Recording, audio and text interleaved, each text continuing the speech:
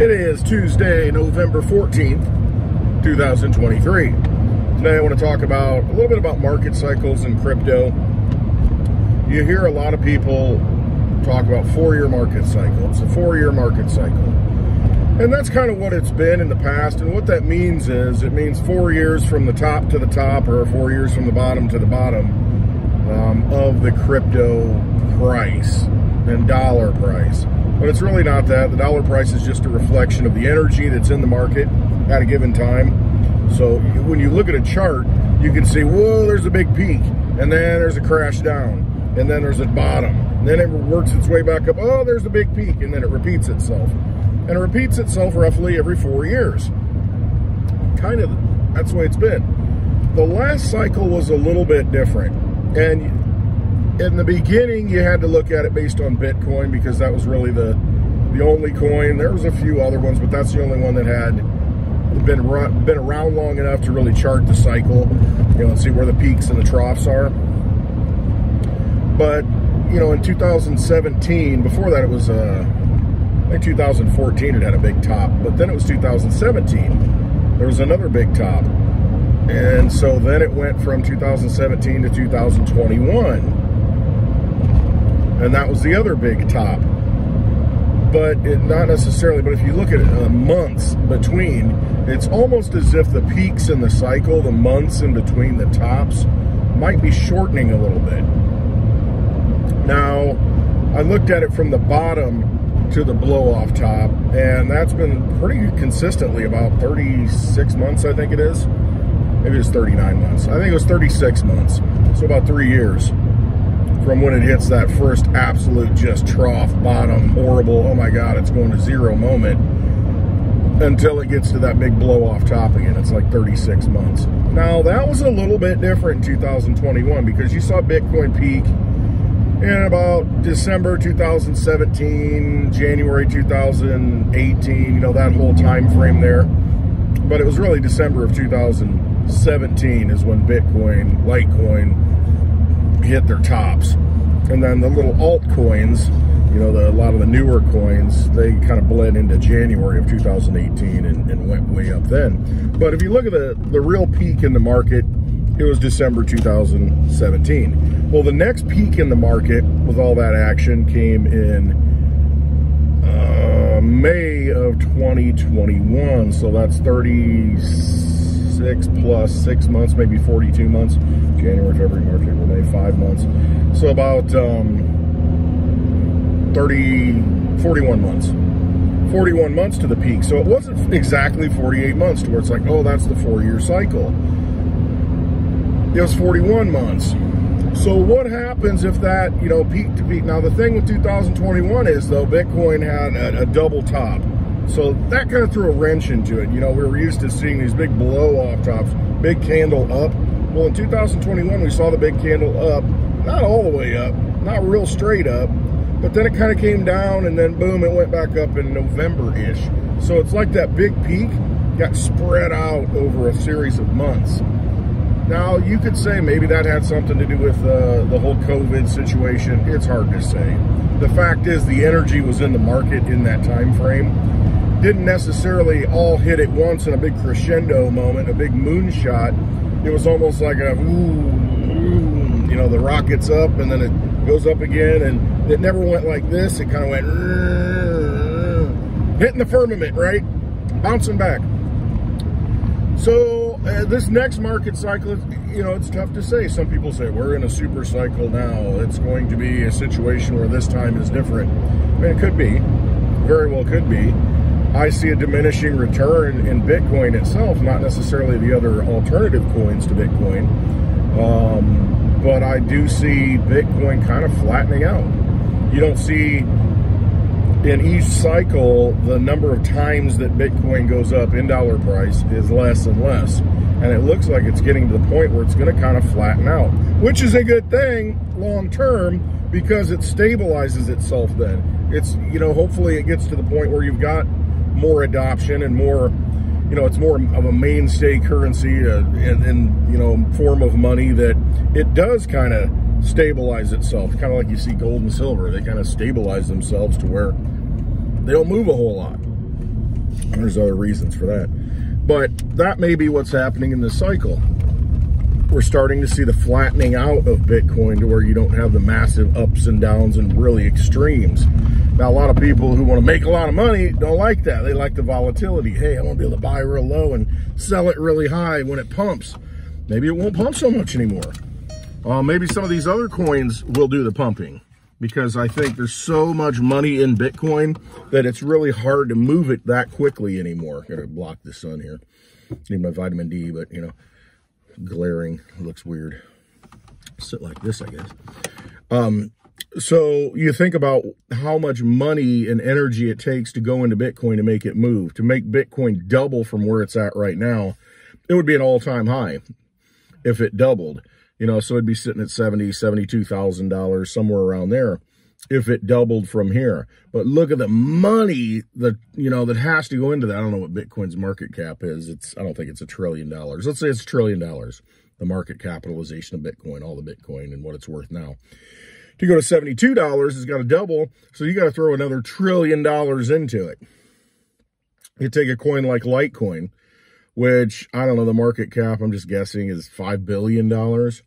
So in order for that to double in price, theoretically, it's you just need another $5 billion. You know, and it goes from $70 to $140. You know, to make it go 10 times, you know, you only need $50 billion to throw into it. And then, you know, you've got Litecoin at $700. So, I mean, when you look at, if you're looking at best bang for your buck, I mean, why would you, you know, if that's the case, I mean, you're going to get a diminishing return in Bitcoin. And it's because that's considered the safe haven asset. And so, yeah, there's not as much risk anymore. So there's not going to be as much reward anymore. But some of these other coins, you know, like I think Pepe coin, you know, that's the one everybody beats up. Shiba, Pepe, all these newer coins that haven't proven themselves, that haven't been out that long. A lot of risk. But there's a great deal of reward because, you know, the low amount of money that went into them in the beginning basically started at zero. I mean, you put money into it and it goes exponential, and you've seen it go exponential. It doesn't take as much money to move those coins. But then when they get up in, you know, the high market cap to where it's like, oh, number 30 out of all the coins, I look at that and I'm like, okay, I would get out of that thing because how high can it go? What's it really done? It's just all hype. There's nothing behind it that other coins aren't already doing.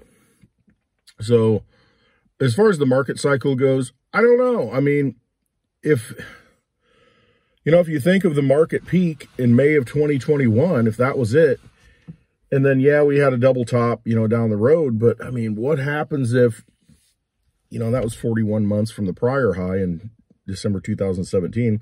What if it's 36 months to the next high from that point? That would put us in May of next year. You know, are these cycles tightening up or are they leveling out? Not as much of I don't know. I don't know. But when you stick to the 4-year cycle, which, I mean, it's still there. The energy, because it takes so much time to get over the pain of losing or buying at the top and then riding it all the way down. I mean, you have to go through that psychological process. So I guess the thing is, how long or how short can that be? I think it can contract and expand. But I mean, you know, 4 years is a good way to game it because, you know, the human psychology has to recover. You know, you have to go through this grieving period of, oh my God, I bought at the top and now what did I do that for? And I'm holding all this stuff that's worth 95% of what it was. You have to go through that, that process, and that takes time. What that time frame is, I don't know. It looks like it's been about 4 years though. Give or take 12 months, possibly. So best case scenario, if you're looking for wind moon, probably May of next year, 2024. Worst case scenario, if you're looking for winds that go into the moon, probably October of 2025. So there's your timeline. The thing is, we're looking at the absolute top of the market. You've seen what's happened here as crypto moves. There are coins that, you know, go 3 or 4 times right now, I've watched. And maybe more. And, you know, and then there are coins that don't move so much. But during the process of when the energy starts coming in over the next you know, less than 2 years, let's say 2 years, terrible, worst case scenario, we got to wait 2 years. But the thing is, in that 2 year period, you're going to have that energy flowing back. Let's do it this way. Energy flowing back into it, and things go up. We see that. So, you know, it's not as though you're sitting there on the sidelines and it's like, oh my gosh, I have to wait until October 2025 and then I can finally pay off my car. I mean, you're going to have opportunities before that. Yeah, if you're holding Bitcoin, maybe that's the case. And it may only do like a double or 2.5 times. It might not even go to 100,000 this cycle. There are people out there doing the research saying, diminishing returns on Bitcoin doesn't look like it's even going to go to 100,000 this cycle. Which, I mean, I can see the point for that. I can see the other side of it too. Oh, we got all these ETFs and trillions of dollars are going to roll into it. It's going to go into Bitcoin. Or does it just go into the ETF and they just control it? Just like they do the gold and silver derivative markets. I don't know. Don't know. It's going to be an interesting time frame. I think we'll know in less than a year how all that's going to shape out and how it's going to work. Because you're going to have a lot of regulation. You're going to have laws passed. And I think the clarity will be there. So, tough to say. I would just focus on doing research and finding the things you like, knowing that there's going to be energy into the market, and the crypto market is going to lift all boats. So find those things that have longevity, find those things that have been around, that have proven themselves, that you have faith in, you know how to use. You don't have to go find some obscure one wallet out there, and that's the only thing you can hold this coin on. I would probably say that's not a good idea. I've been there.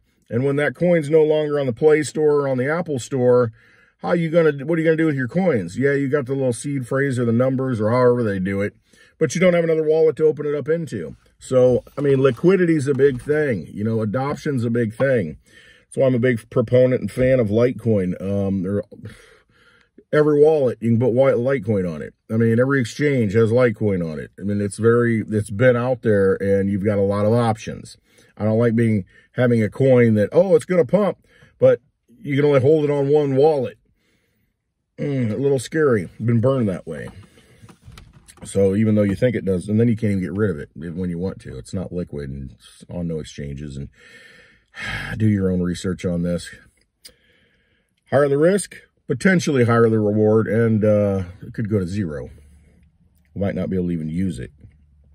So, all right, that's a little just rambling and ranting on the market cycles. I didn't get into it. I'm not a chartist. I'm not any of that stuff. I've just been through it, and I kind of see how things work. To me, it's all energy. It's all, when does that energy heal? When does it get excited? You know, it's just the human being painting the picture on these charts. And it's just interesting to me to see when we will be at that point where people will be excited enough to take second mortgages out on their house and dump it in crypto. At that point, if you got some check boxes, that might be the time to check the boxes and use that crypto to do it.